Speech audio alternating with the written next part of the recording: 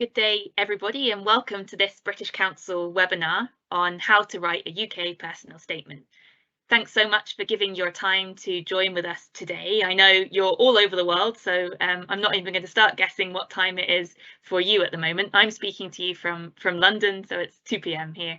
My name is Helen Etheridge, and I lead the EU higher education team at the British Council.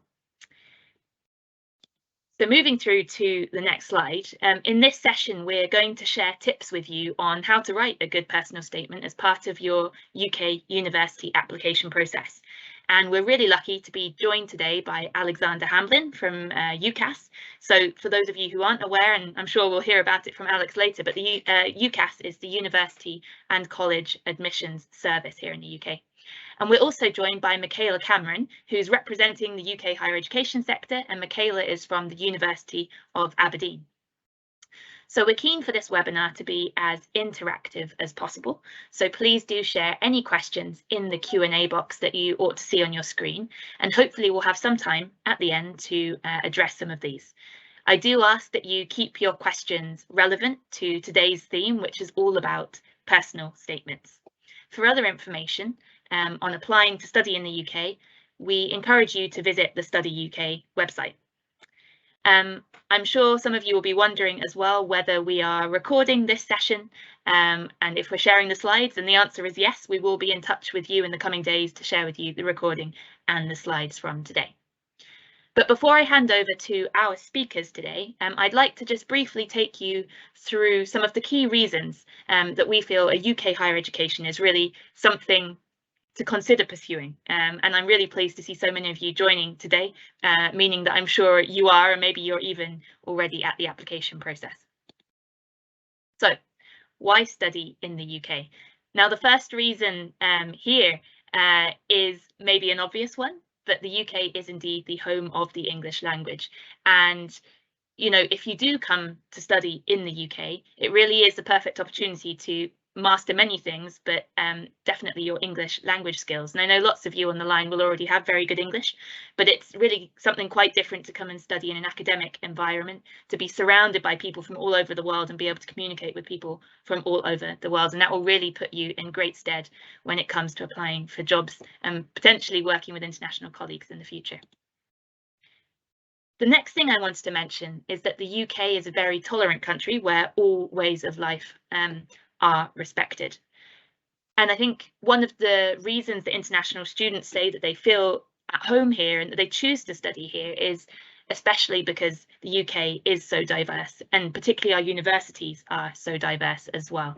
So it doesn't matter what you choose to study, you can be sure that you'll be connecting with people from all over the world, both your classmates and those you're studying from, so your teachers as well. Everywhere that you go in the UK, so you know, you might be in the countryside, you might be on the coast, you might be in big cities, you really will experience, I hope, the very best of music, art, theatre, film and literature as well. And depending on your interests, maybe sport is more of your thing, and the UK is also a really good place to come for that as well, certainly being the nation that invented lots of the sports that I've put here on the screen, including football, rugby and others as well. So whether you're interested in watching sport or taking part in sport, it really is a fun place to come and do your studies. Very importantly, the UK is a trusted and a really innovative country, and this has a knock-on effect on the universities, of course, as well, because so much of this innovation comes from UK universities. And as part of your education, you might choose to come and study at one of the universities in the UK that's producing some of this world-leading research, or even be part of it. And the UK's innovative teaching methods really do produce quite successful and versatile graduates who are sought after by employers, not just here in the UK, but elsewhere overseas as well. Something that really makes the UK higher education stand out is the academic standards. So all UK universities are held to very high standards, and we have 2 of the world's top 3 universities in the world. Something I wanted to mention here is that UK universities really combine traditional lectures with more innovative modern ways of teaching as well. And really the thing to pull out here is that all UK degrees are really designed to encourage your independence and your critical thinking and self-motivation as well. So if you're thinking about coming to the UK, you can rest assured that you really will be encouraged to think for yourself. There won't be so much spoon feeding, as we call it. You'll also benefit from all sorts of great technology, use of labs, interactive screens, mixed online learning, face-to-face learning as well. And you have the very best opportunity to learn from leading minds in your field, whether you're going to study a science subject, an art subject, or otherwise. The other thing I wanted to pull out here is that UK graduates are among the most employable in the world. I've mentioned some of these things now already, but one of the reasons, I suppose, is the fact that often they have developed an excellent command of English, but also they're often more aware of recent research, current professional practices, and that can be because UK universities do often offer industry placements, work placements as part of your studies as well. So not only are you learning the theory, but also you have a chance for the practice as well. And UK universities are also very well connected with industry. As I say, often you can do work placements, but there's also other careers support in the university as well through the University Careers Office, chances for networking, for support with your job application. This might seem a little way off when you're only thinking about applying to university at the moment, but it's a good thing to bear in mind when you're considering where you might want to study. And speaking of post-graduation opportunities, the UK government recently launched a new policy, which is the graduate route.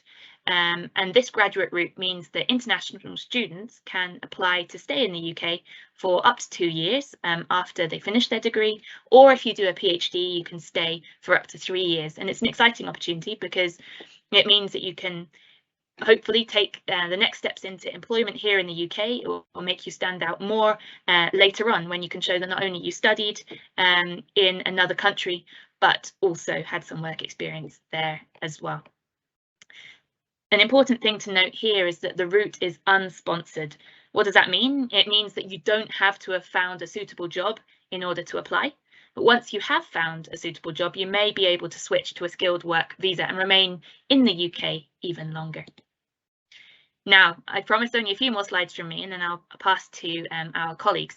But I did want to bring out a few points on the various study options in the UK and things I think you should be bearing in mind if you are applying to the UK. The first is that the UK universities really have a very diverse subject offering. In fact, one of the most diverse subject offerings in the world. So it's important to really start to understand the types of course or the level of study before narrowing down your options. One quite important thing, I think, when making your decision of where to study is actually location. People often come to us and ask about university rankings, and of course that is very important. But it's important to think about you as a person. You're going to be studying for quite a few years. So, where do you feel more comfortable? Where would you like to be? The UK isn't a huge place, but we have over 160 higher education institutions, everywhere from busy cities, countryside, the coast. So really do have to think about where you would feel most comfortable. And of course, more important than anything else is really do look at the details of your course as well when looking at different universities, because a chemistry course, for example, at one university will differ to a chemistry course at a different university. So have a think about what sort of subjects you are interested in, what does the university website say, what modules are on offer, what grades do you need in order to apply for that course. All these sorts of things are very important to do in your research. So that's enough from me for the time being. As I say, if you do have more general questions about studying in the UK, do check out the Study UK website. We're also on social media, so you can search for Study UK. But for now, I'm going to hand over to Alexander from UCAS, who's going to talk to us now about the personal statement. So thanks very much, and over to you, Alex. That's brilliant. Thank you, Helen. My name is Alex Hamblin and I'm from UCAS. So what I'm going to do is I'm going to share my screen now and put my slides on for you.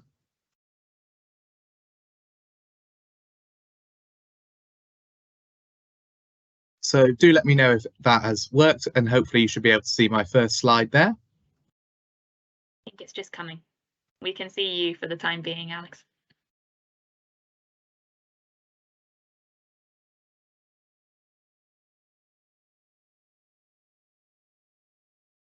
I can see it, Alex. Smashing, that's brilliant. So what I'm going to run through today is a little bit about how to write a personal statement.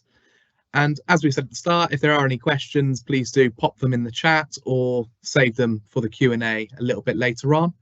So what I'm going to do today is I'm going to provide a brief overview as to what personal statements are. So I'm aware some people might not necessarily know a lot about UCAS who are on the call today. So I just wanted to give a little bit of an introduction as to who we are.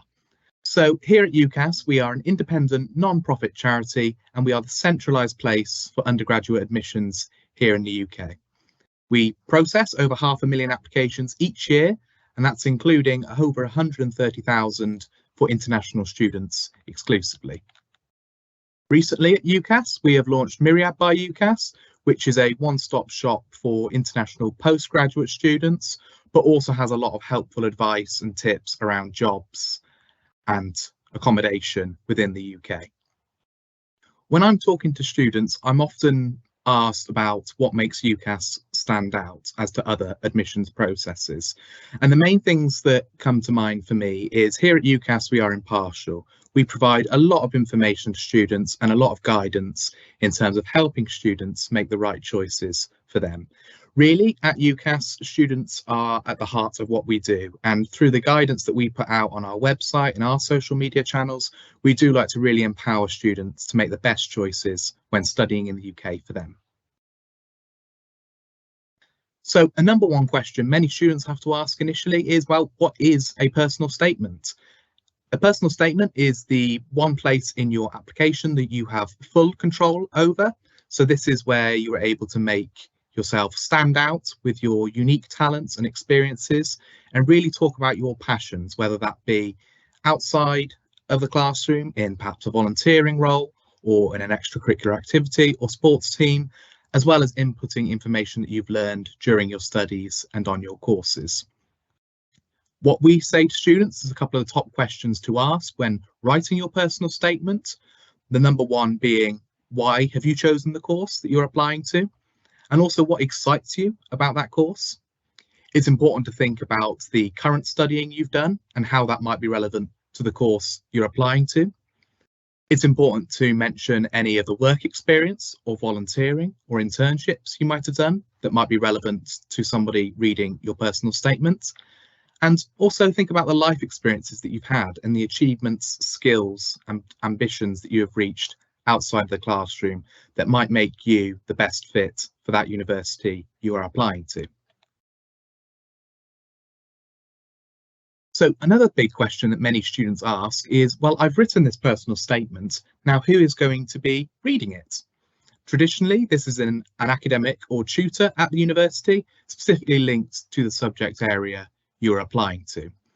Now, one of the colleagues on our screen here has given a quote what they look for when it comes to personal statements, and what they have picked out is highlighting the relevance of what you include, thinking that if you include what's relevant, you'll be able to really construct a good personal statement. And we'll touch upon later the need for brevity and the limits and restrictions that are placed on you in terms of how much you can mention in a personal statement. Other colleagues at universities has mentioned that this is a great place to show your motivations, to really show your potential for the subject area that you're applying to. Other colleagues have also mentioned to me about when you're constructing a statement like this, it never hurts to have an extra pair of eyes read over it, just to make sure on spelling, punctuation and grammar issues that those have all been smoothed out before the submission of your personal statement.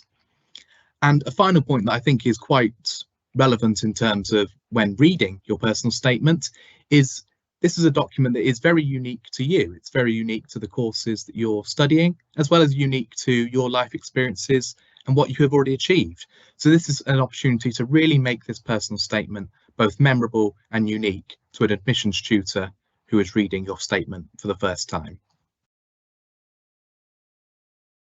So touching on a couple of the key details and elements when it comes to a personal statement. Number one, research is the foundation to a strong personal statement. So this is where you have researched the courses you would like to study, as well as the universities that you might be interested in studying at. One thing I always tell students is a personal statement is a very difficult document to write. It is definitely a document that takes weeks, months and possibly longer sometimes to craft and construct the best possible statement. So it's not necessarily something you would expect to sit down and do in one sitting. This is the opportunity for you as a student to really highlight your suitability for the course. So when you're writing your personal statement, it's really important to think about writing both positively and persuasively to show how you're the best fit for the course. Many students often ask me how to actually structure a personal statement. And a good rule of thumb that we have developed here at UCAS is splitting it down an 80-20% rule.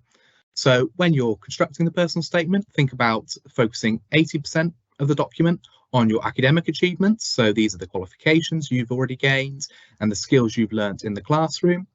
And the 20% focusing on those extracurricular activities. So these might be the volunteering opportunities you might have been a part of. These might be work experience, or perhaps you've been in the local sports team. This would be a good point to mention it here.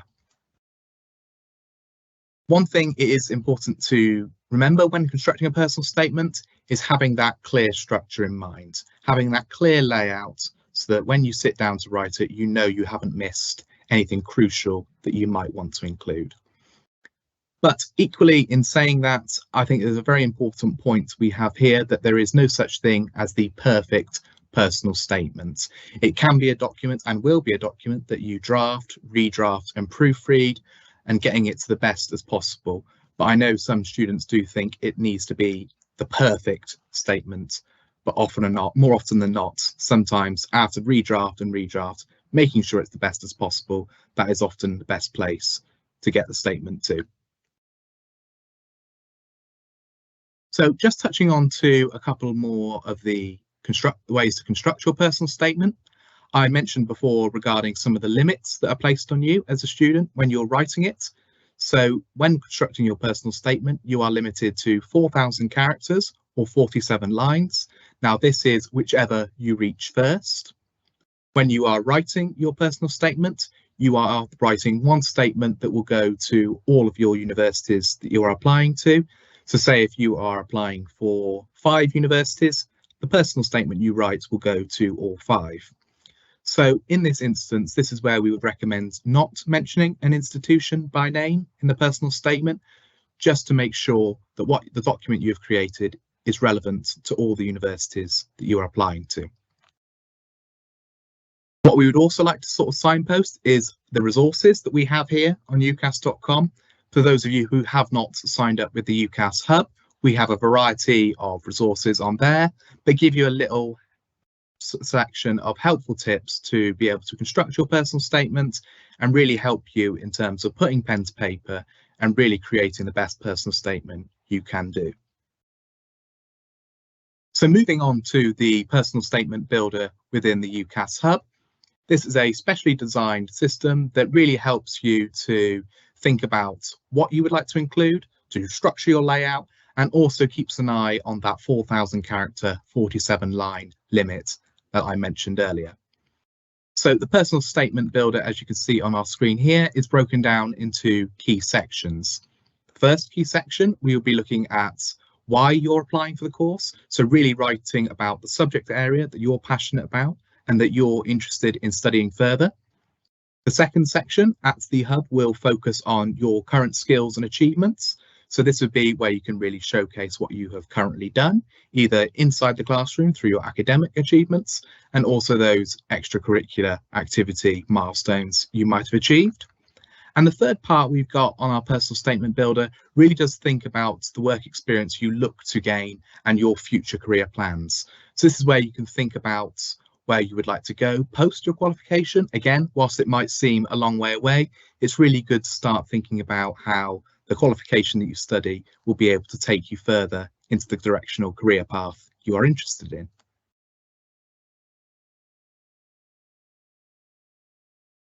apologies, everybody. I think my slides have skipped over. So just want to go across some of the do's and don'ts when it comes to personal statements. A lot of the key elements that many students want to know is what are the things that I should be doing, and adversely, what are the things that I should not be doing.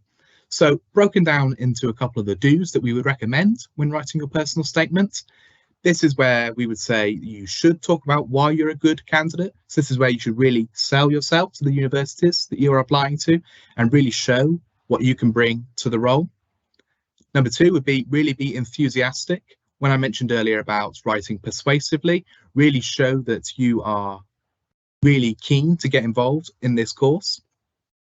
Number three, we would say be relevant, touching upon the brevity regarding the 4,000 character limit. You need to make sure that you've included everything you want to include and that you are within that 4,047 line barrier.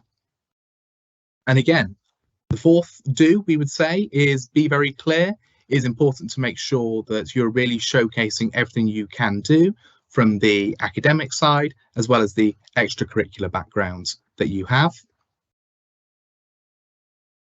And another thing we would always say with the do's is really be positive. A lot of the times students do worry about, well, am I being bragging or am I saying the right thing here? As long as you're writing both positively and persuasively, it really helps to construct a really good personal statement. And finally, the big do that we often say to students is get the feedback on the personal statement that you've written. So this is a document that you'll draft and redraft time and time again before submission, and getting that feedback from whether it be a teacher, whether it be a counsellor or an advisor, getting this feedback is really crucial to helping you develop the best personal statement that you can do. And another conversation I had with a colleague at a university when I was telling them about the do's and the don'ts on personal statements, they really did highlight that the number one thing they look for is the motivations. So we do really want to see the motivations of a student.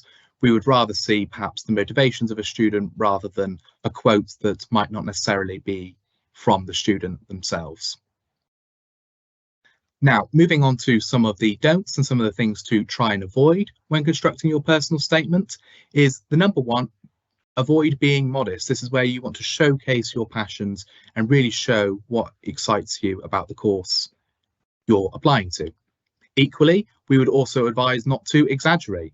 This is something where you would want to make sure that everything you're putting in your personal statement is truthful and as accurate as possible. Touching upon what I've just said earlier regarding quoting of others, this is where you might want to perhaps avoid over-quoting other people within your personal statement, just to make sure that you're producing something that is unique and memorable to admissions tutors who are reading your document.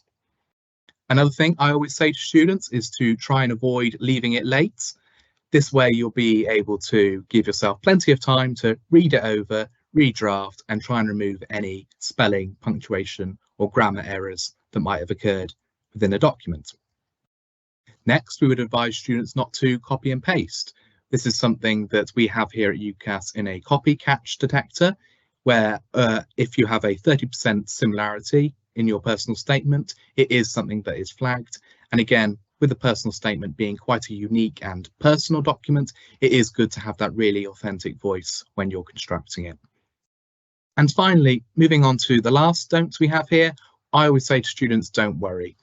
As I said earlier, there is no such thing as a perfect personal statement, but as long as you've done the best you can, and as long as you've done those redrafts and spoken to a friend, a teacher, or a counsellor, just to get that independent advice, you should be able to produce a really good personal statement.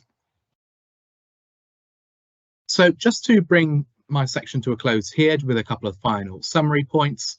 So what we want to sort of see from a personal statement is what you can showcase for your best suitability for the course. So this is the only section you have the complete full control over to really produce a really good document. This is the place where you can really market yourself and really sell yourself to the universities you're applying to. And also I would always keep in mind these three key pillars in terms of the limits that are placed on you. So the fact that this is one personal statement to all of the universities you're applying to, and the limits regarding characters and lines.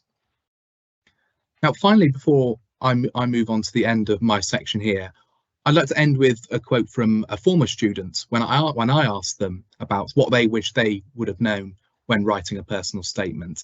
And it was that they actually highlighted something to me that they actually did do and they found worked really well. What they highlighted to me was the limits regarding the 4,000 characters. They said to me that knowing that they had that limit in mind, it really helps them to be quite punctual with their writing. It really helps them to get straight to the point. It really made them focus on constructing the best personal statement that they possibly can do. So that's a whistle-stop tour from me in terms of the personal statement journey and how to construct a personal statement. And I just want to sort of end with a couple of social media channels that we've got here at UCAS, because we know here that going to university is that next big step. And what we always try and do is, across our social media channels and our website, is pump out a lot of really helpful information to students to help you demystify the personal statement process and really help you construct the best possible document for the courses you're applying to. So that's about it from me today.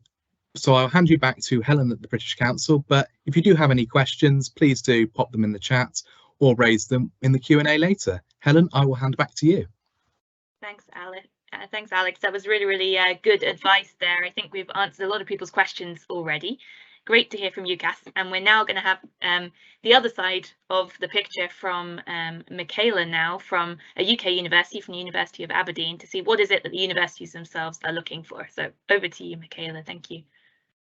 Fabulous, thank you. So I have been replying to you guys in the chat furiously for the last half an hour or so. So I'm sorry if we didn't get through to some of you yet, but hopefully a lot of your questions will be answered in this presentation just now, because I am going to be talking about what we from the viewpoint of the university are looking for. So my name is Michaela and I work at Aberdeen, but the information here that I talk about, it is bit more general. Of course, if you are looking at a very specific university, it's worth having a look on their website.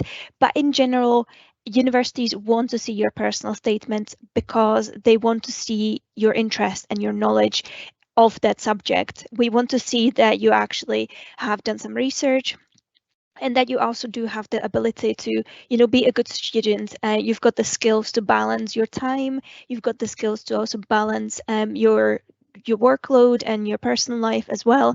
And we want to see that you are somebody who's going to take the degree forward and who's going to, join the society and do something great. We are not just looking for machines with, straight A's and amazing grades. We really do want to improve, the society in general. All universities are looking for people who are interested in their subject. They're not just going because somebody told them, you'll get a lot of money if you graduate from university. In your personal statement as well, you can cover other important information that might not be possible to shoehorn in elsewhere. Like, for example, if you have a disability like dyslexia or anything else that impacted your education, or for example, if you are a carer to your siblings, to your parents, that's also something that we want to know about. So remember, you only write one personal statement for your UCAS application, and that goes up to 5 different universities or 5 courses that you choose. So you do need to keep it quite general. Do not mention names, do not mention campuses and I want to study in London, because it's best to keep it more general. This is different from, for example, in the USA. I know in the USA you have to name drop and you write a personal statement for every single university. In the UK, it is more about you. And we do know that you're applying to other institutions, and that's perfectly normal. That is no problem at all. But we do not know which ones. So don't worry about us thinking, oh, you're applying to Aberdeen, but also Glasgow, and therefore we don't like you. That's not the case at all. Not all universities will prioritize your personal statement, in the first sort of round where they offer places to sort of the initial batch of people. But it is especially important if you miss the grades that the university asks you to get. So for example, the university asks you to get A and B and B, and you got a B and B and B, so you got 3 Bs instead. The personal statement at that point really comes into play, because the university will reread it and see what your motivation is. You know, is there anything that sort of would have impacted your exam taking experience? Is there anything else that, you know, would have had an impact, and why are you wanting to study? And this might really help you get a place in that case. So now on to the practical part. What should you include in your personal statement? For me, the main questions that you should answer are, or from the view of Aberdeen anyway, is why are you interested in the subject or the area? It does not necessarily have to be answering, you know, I want to study this one specific psychology course, because you can speak about the area more in general. Then we also would like to see if you would be a good student. What sort of skills have you learned? You know, can you adapt to being a student at university where you are much more independent and there's much more demand on your time? If you have a specific career in mind, it would also be really helpful to mention this, and you know how the course can help you reach it. So not every course will have a set career path at the end. For example, with humanities like history, English, politics, there's not one career at the end. But if you are interested in, for example, becoming a teacher, but you want to study history, you want to become a history teacher, you could explain how this program will help you get there. Also, another way to show that you have genuine interest in the area is to talk about current issues or topics that you know about in the field. So is there anything that you're specifically interested? You know, for example, are you following the refugee crisis and you're interested in psychology because you're interested in how refugees immigrate and integrate into the society? You know, that sort of thing. It can be a very general or sort of unrelated area, but if that sparked an interest for you in the subject that you are applying for, it is definitely worth mentioning.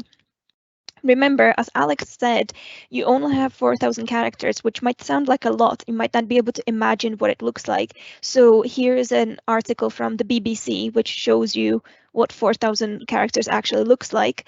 And you can tell it's not actually that much. So don't worry about making like a punchy opening statement that will grab people's attention. Genuinely, just get into it. Talk about yourself. Don't quote Einstein and Barack Obama and Malala. Just talk about you. We don't want to know quotes, you know, we just want to know why you're interested, what skills you've got. So don't worry about making the opening line just the best opening line that there has ever been. Just say, I am interested in politics because blah, blah, blah. Just get into it. You do not have much space, as you will find when you start writing and you have to cut down just absolutely everything. So, as I said, we want to know why you're interested in the subject. And somebody in the comments has actually asked this previously. Can I mention that I'm interested because of a TV show? Yeah, absolutely. Like, talk about podcasts, books, visits to museums, or talking to your family members who who did something. Talk about why you're interested in the subject. And if you're going to mention like a piece of fictional work, just make sure that it is something that is realistic. So for example, if you're interested in studying history, do not use Game of Thrones as an example of what sparked your interest, because as you might know, Game of Thrones contains dragons, and dragons did not actually exist. So it's just good to show that you have a realistic expectation. Or for example, Grey's Anatomy is not a realistic portrayal of what medicine and medical school is actually like. So just make sure if you're going to use an example from fictional stories, fictional works, that you also show that you know what the degree or then the life afterwards is going to be like. If you have any relevant work experience in the field, that's fantastic. Or if you have the career in mind that I mentioned, that's also worth explaining. And if you have done any research into anything specific, that will also help demonstrate that you know what the subject contains, you are aware of all of these things. So work experience, of course, the first thing that you will probably think about is one that is related to your course. And for some subjects, it is crucial that you have work experience in that area. So for example, medicine, education, law, social work, you have to have work experience in those fields. You do not have to work as a GP, obviously, if you want to study medicine, but shadowing somebody, or if you're wanting to study law and go in and sitting in on a court proceeding or speaking to a lawyer, anything like that helps. For other courses, though, it is not important to have very relevant work experience. You can use volunteer roles or part-time work or any role of responsibility as an example of you obtaining work experience. Because even if you work, for example, in a supermarket, you might find some skill, some experience there that sort of sparked your interest in a specific area. You might find that referencing working in a supermarket might help with when you're trying to show that you have time management skills. So it does not just have to be a flashy, work experience that you manage to get and that, not many other people manage to get. It can be anything as simple as volunteering to organize a charity sale at your school. You can also gain experiences and gain sort of inspiration from that. There are also other achievements that you might want to mention, but just make sure that it's relevant and that it's got to do something with studying at university or being interested in that area. So there are sports clubs achievements. You might have been in a drama play, you might play a musical instrument. All of this is relevant if you make it relevant and if you make sure that you relate it back to the program that you're interested in. And again, it does not have to be the program itself, just the sort of subject area. So if you're interested in activism and you've joined in a protest, you can definitely link that back to many, many different things, but just make sure you don't just state it. And it's the same with the skills. Don't just list your skills, make sure you demonstrate them. So don't just say, I am a good team worker. Make sure that you say, I gained teamwork experience when I worked on a project at my school with a few other people, and make sure that you make it real. You don't just claim things, you prove things, and be selective as well, because those 4,000 characters really aren't enough. You just need to make sure that you mention ones that are relevant for you being a student at a university. So there's this handy anagram called ABC, which might help you narrow these down. A stands for activity. So did you organize, a student council where you're in a sports team? Did you organize a charity event? B stands for benefit. What did you gain from organizing that charity event? What did you learn, or what did you discover about yourself? And then C, course, related to the course. Make sure that you say, during the charity event, I worked with children from disadvantaged backgrounds, which is why I now want to do psychology to help me understand how people are affected by their upbringing, for example. So as you can see, you can find something relevant in every experience. You just need to make sure that the ones you mention are very much relevant and on point. Now, a few of you have mentioned that you're not sure what you want to apply for, or if you want to apply to a couple courses, you don't know what to do. In most cases, it is not a problem to apply to either two totally different courses, in one sort of umbrella, or applying to two courses that are sort of similar, but you don't know which one. It is not recommended for those highly competitive subject areas that I've previously name dropped, like teaching, law, medicine, social work. With those, you really need to prove that this is the only thing you're really, really sure you want to be a lawyer, because it is so competitive to get in that universities cannot afford to accept somebody who is wishy-washy about whether they want to do law or not. So for those, you just have to decide what you're going to go for and go for it. But for other areas, it is there are a couple of ways of including both subject areas. So with sciences, let's say that you are interested in geology and physics, and you're not really sure which one, or you're applying to a few that are joined and some that are just physics. So what you can do is you can talk about both. You can say, I want to study physics, but I'm also interested in geology. Or alternatively, you can sort of bring it up a level, and instead of speaking about geology and physics, you can just talk about earth sciences and talk about where your earth science interest sparked from and similar. So that's the sort of two ways, and there's no better or worse way. You just, as long as everything is relevant, as I say, you will be fine. For arts and social sciences, it is a little bit easier because with those areas, a lot of the time, things are intertwined. You know, history and politics tends to be very related to each other. So you can sort of, again, bring it up a level and just talk about your special interest with, for example, let's go with the history and politics example. You are interested specifically in the rise of extremism in Germany at that time, or how countries, you know, become more extreme. So that's definitely something that you can sort of link both those areas into. So some universities might also actually allow you to submit a second personal statement directly to them. I know Aberdeen does allow it, but just ask before you assume. It's always best to try and make one general personal statement, because you know, there are thousands of applications to process, and just in case the university is not able to link your second personal statement with your application, it's just better to go for one. Points to remember: I've been talking this whole time about what universities are looking for. There might be some universities that look for different things. So I have worked in the sector for quite a while. I've spoken to admission selectors that worked at different universities to give you these ideas. But again, there might be a university that is looking for a different thing, but they will say so. So research any institution that you are interested in.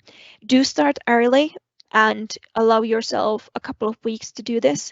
But again, don't actually spend like months on this, because I know I personally spent about 3 months working on this personal statement, and then I got such good grades that it didn't matter because I just got in. So you know, don't worry too much about it.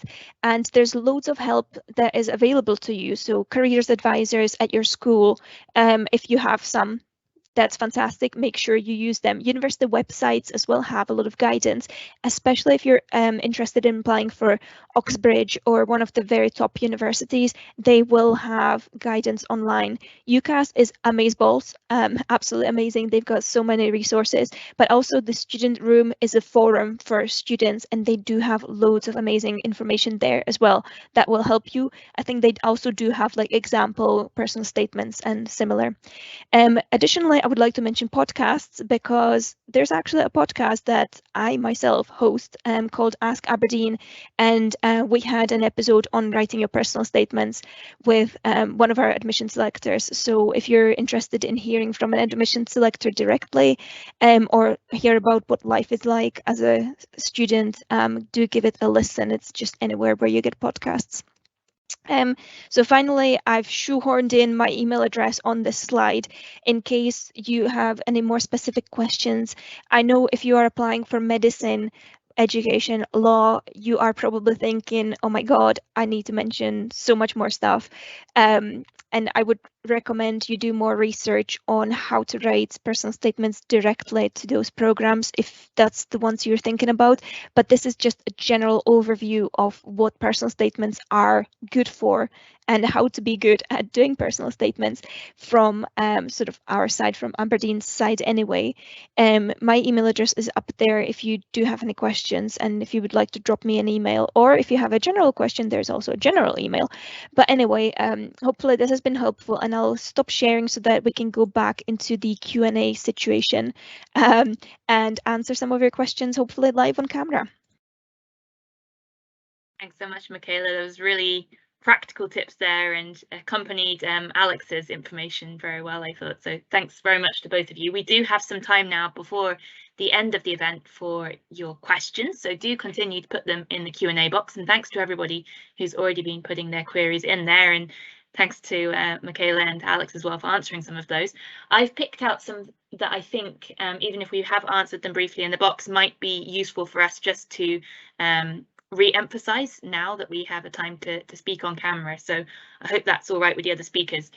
My first question is probably one that either of you can answer, but I might go to Alex first. And that's simply, if you wouldn't mind going through some of the deadlines actually for applications via UCAS, that would probably be really helpful for people that aren't too sure. Yeah, absolutely. So at this point in the cycle, some of the perhaps key deadlines might have already gone, but not necessarily the deadline to apply for September in 2023. So apply with UCAS opens in early September. So this is the date of which at the earliest point you could submit an undergraduate application. The next deadline from that is the Oxbridge deadline. So as Michaela said, some of the competitive courses, so university applications for Oxford and Cambridge, medicine, veterinary science, dentistry, the 14th of October is the deadline you would need to get your application in for them. The next deadline that's coming up that is probably the most crucial to everyone on the call today is the equal consideration deadline. So this is the 25th of January. So this is a deadline in which that if as an undergraduate student you got your application in before this date, universities would, as best as possible, try and accommodate an equal consideration for the courses you're applying to. And I always say this to students who sometimes think that it's a first come, first serve basis. So just because, say, students have been able to submit applications from the 6th of September, as long as you were to get your application in by the 25th of January, you would still be able to have an equal consideration for the courses you're applying to. I think sort of a couple of deadlines that are coming up later in the year that you may need to be aware of. We do have courses that are open throughout the year. So courses such as clearing that open up in the summertime around UK results time. So there are further deadlines that we have on UCAS.com for, say, if you had some choices available. But the main one I would recommend to everybody is that 25th of January deadline to keep in mind. Thanks, Alex. That was really comprehensive. I might keep you on the screen, do a few questions with you, and then we'll go to Michaela. So the next question kind of relates to what you were just talking there about the deadlines. We've been asked whether, for somebody who hasn't yet started their writing of their personal statement and the planning of that, whether now's a good time. So I know we did talk during the session about how long to spend on it, but do you have any response to that? Yes, No, I think now is the really best time. It is the best time to start. So what I would recommend is going on to UCAS.com, having a read of some of the advice on UCAS Hub, and just be able to start to think about, how do I want to open it? What do I want to include? Do I want to include the 80% academic, then the 20% extracurricular? I would start to pull those ideas together and then have a sit down with someone you trust to go through it. So whether that be a teacher, whether that be an agent or a counsellor, just sitting down with them and talking through your ideas, and then start putting pen to paper. Thank you. And maybe it's in that tool that you just mentioned, but where can people go to find some examples of personal statements? Do they exist somewhere? Yes, we do have some examples, although they are quite limited. We have on UCAS.com. What we have tools to help you think about how you can construct your own personal statement. The one thing we would always recommend is it is quite nice to see how other personal statements have been, but also to keep in mind that you want to make sure what you write is unique and try and avoid perhaps copying and pasting bits from other people. But there is a wealth of resources on the Hub, and one thing I can recommend completely on the Hub is the personal statement builder. That really does help in terms of breaking it down, thinking, right, we mention why I want to do this course in section A, what are my work experience in section B, and in section C, start to think about, okay, what are my future career plans? Yeah, that's great. And I suppose having a clear structure makes it a lot more readable and a more enjoyable experience for the those who are evaluating them as well. So that's very good advice. Okay, final one for now for you. And we've said this many times, but for anyone who's joined us a bit later, how many characters or words is a personal statement? Yes, no, this is the golden number, I think. So it's 4,000 characters in total, or 47 lines. And the one thing I always say to students is it's whichever you reach first. Perfect. Thanks very much, Alex. And we'll get Michaela up now. I've got a few questions for her. So the first one is whether a personal statement for undergraduate differs from a personal statement for a postgraduate program. Yes, so for undergraduate, there's definitely way more of a sort of, we look at that more. So we want to see your personal statement for undergraduate applications for every course. For postgraduate, a lot of the courses do not require a personal statement, and a lot of the time it is very specialized as well. So I gave an example in the comments where if you're applying for like a professional postgraduate course, like a business related one, they might want to see proof of work experience for postgraduate.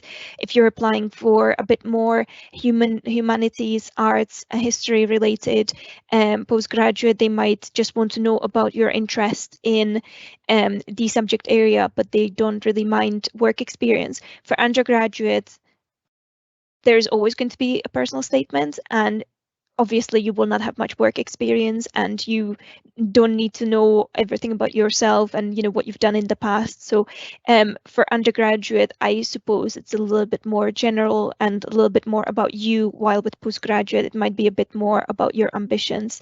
But yeah, if you are wanting to apply for a postgraduate program that does require a personal statement, I would look on the website of that university, because they will likely explain what they are looking to hear in the personal statement. Helpful. And I think for those students applying for postgraduate, it's probably worth bearing in mind that some of your potential classmates might also be slightly more advanced in years. So it might mean that they have more work experience themselves, and that's the kind of competition you're up against. Whereas undergraduate, you tend to be up against people who've had less experience in that way. So that's helpful.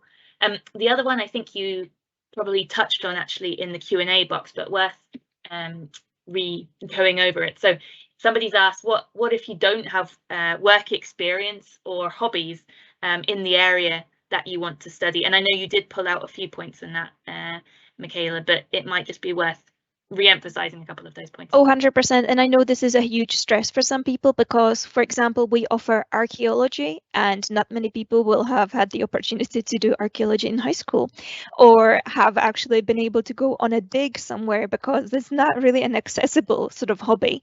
And that's perfectly fine. There are areas, there are degrees where it's just not really realistic to expect any sort of work experience, but having an intellectual interest is also totally applicable. And you do not need to have a work experience that is necessarily in the area that you're looking for. If you want to mention work experience, you can just pull out the skills. So let's continue with archaeology. For archaeology, you can talk about the interest that you have from watching a movie, from watching a documentary. You went and visited the Pompeii ruins, and that really sparked your interest. So how did you then like read a book? Did you watch YouTube videos? Did you watch TED Talks? And if you had a part-time job in a supermarket, did you learn skills there that might help you when you're studying at university, and you've got several assignments at the same time? Your skills from supermarket would really be helpful there, so you would be a really good student. So it does not have to be a work experience that's at all relevant, or there doesn't have to be any. I have to say, when I was applying, I did politics, which is why I keep throwing politics examples in there, but I was applying for politics. I had no job previously. I had no hobbies that would have to do with politics, but it's fine. You can make sure you mention things, and you relate them. It does not have to be straightforward. Great. The next one is maybe a bit trickier, but someone's asked how to write a personal statement if you're still unsure about what course you want to do. And I suppose my initial thinking on that would be, in order to be at the stage of applying, you need to know which courses you're applying to do. So yeah, you'll have to sort of decide what you're applying for. So that's the first thing. Make sure that you sort of research things. There's sample lectures on YouTube. There will be open day sample lectures in person as well. You can listen to podcasts about that topic. If you are saying you are sort of not sure if you want to do let's go with marine biology, or you want to do animal behavior, which is still quite similar, that is not really a problem. What would be a problem is if you're saying, I don't know if I want to do biology or if I want to do law. That is quite different. So you might need to think about it a little bit more, especially if you're like biology or law or maybe medicine. It's like, oh God, you need to sit down and like think about this, because it's for your own it's in your own interest to make sure that you research the area. And also something else to mention is that the personal statement is as much about convincing us that you want to do this program as convincing you. So you might be researching all of this stuff for your personal statement and then discover that actually you really prefer one of them. So that might be helpful for you as well. I did that. I nearly went for archaeology and anthropology, as you just said, and then did a lot of research, and then I was like, actually, no, I'm going to study foreign languages. So that's what I did in the end. So the research is very helpful. Okay, we'll give you a rest there, Michaela. Thanks very much. And I know we've only got a few minutes left, but I've got a couple more questions for Alex. And this is one that Alex has answered already in the box, but I've heard it a few times from students. And the question is, can you use abbreviations due to the word limit?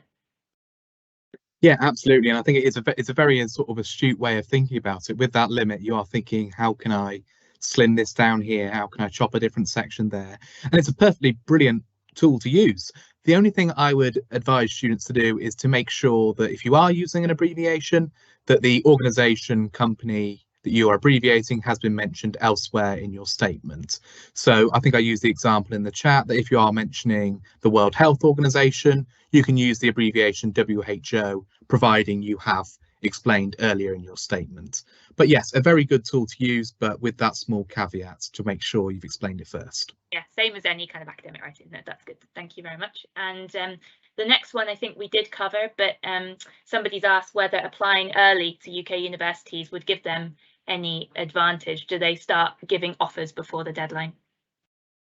It's a bit of a tricky one, because I know different universities might have different admissions policies, but across the board, the equal consideration deadline is something that many universities try and work to. Obviously, some students might want to perhaps get their application in early ahead of the Christmas time, just to have that sort of weight off their shoulders. I know many students perhaps often worry about the personal statement over the Christmas holidays. So it's probably entirely dependent on how you as a student feel, whether you would like to perhaps get it all wrapped up and all sent off before, and potentially it will depend on the courses you're applying to. So say if you were going to the medicine, veterinary science or dentistry, you would have to start to be thinking a little bit further ahead within the timeline.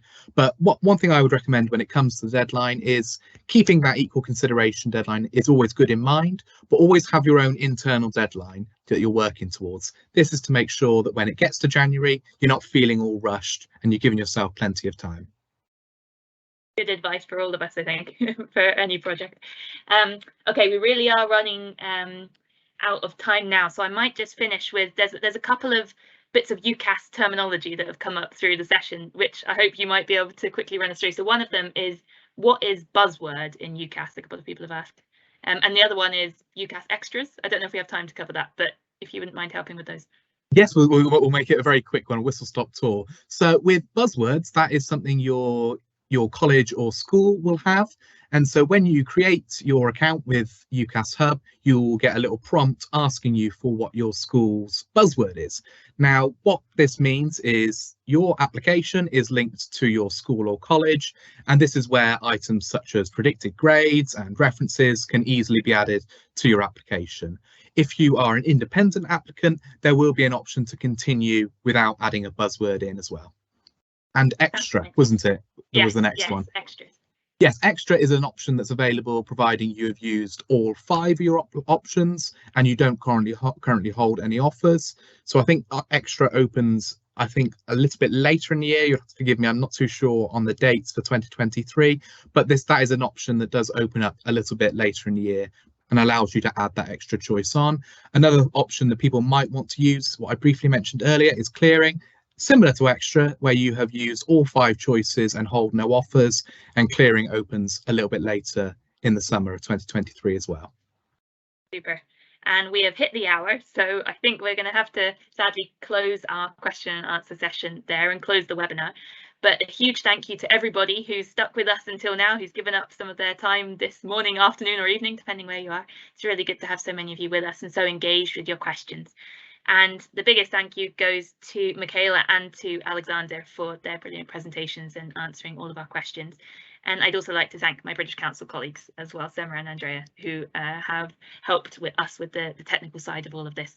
So we'll be in touch with you in the next few days with the recording, with the slides, and we hope to see you soon at another British Council event, and definitely when you come to the UK to come and study. So thanks everybody, and enjoy the rest of your day. Brilliant. Thank you, everybody. See ya.